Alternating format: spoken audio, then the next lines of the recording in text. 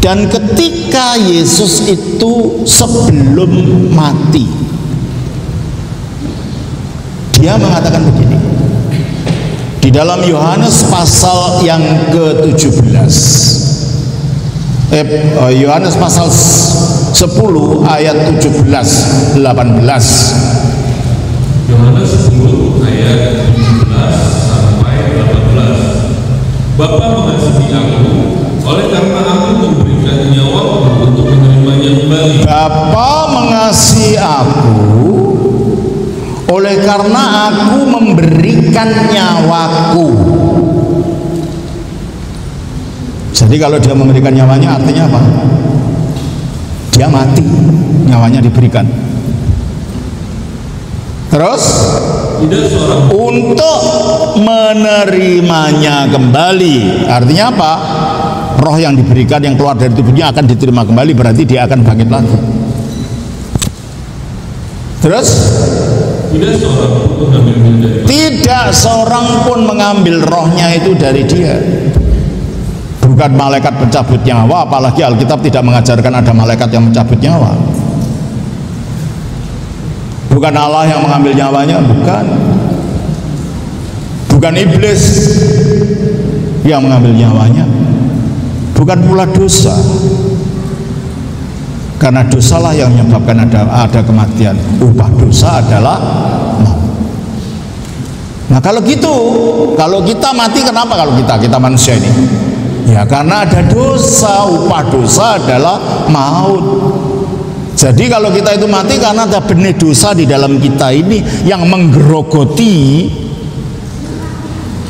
kemampuan hidup dalam kita, sehingga makin menjadi tua, menjadi rusak, akhirnya mati. Itu akibat dari perbuatan dosa. Tapi Yesus tidak gitu. Dia mati bukan karena Allah Bapa mengambil nyawanya, dia mati bukan karena iblis mengambil nyawanya, bukan malaikat maut yang mengambil nyawanya, bukan pula dosa yang mengambil nyawanya. Lalu siapa?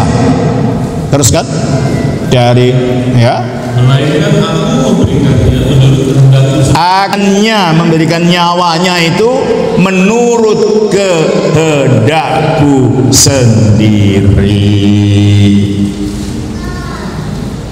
Ada orang punya kuasa untuk memberikan nyawanya, untuk tahu kapan matinya. Saya beritahu saudara-saudara begitu, saudara-saudara nanti jam 5 datang ke rumah saya ya. Dapat Romo, saya akan memberikan nyawa saya akan mati. Bisa begitu? Nggak ada.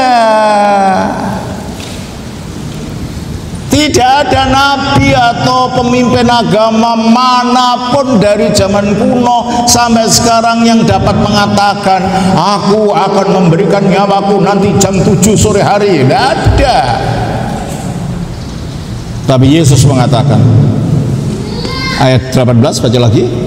Aku berkuasa memberikannya. Aku berkuasa memberikan nyawa itu dan berkuasa mengambil lagi nyawa itu.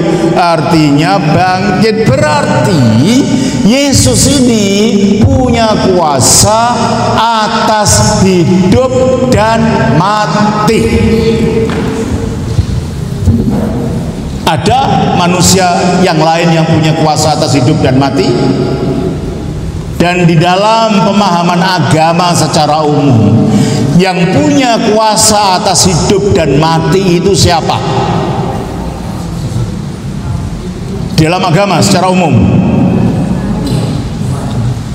yang punya kuasa atas hidup dan mati itu siapa? Allah. Betul?